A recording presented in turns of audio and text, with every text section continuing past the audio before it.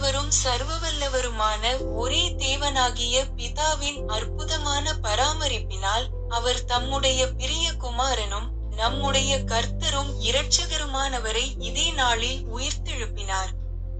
இவ்வாறு கர்த்தராகிய இயேசு சாத்தானையும் கல்லறையையும் பாதாளத்தையும் மரணத்தையும் ஜெயித்தார். இன்று நாம் அனைவரும் ஒன்றிணைந்து இந்த வெற்றியை கொண்டாடுகிறோம். அனைவருக்கும் வாழ்த்துக்கள். இன்று ஜூன் 21, 2026. வாரத்தின் முதல் நாள் ஞாயிற்றுக்கிழமை, கர்த்தருடைய நாள். இன்றைய தினத்திற்கான பரிசுத்த வேதாகமத்திலிருந்து தேவனுடைய வார்த்தை.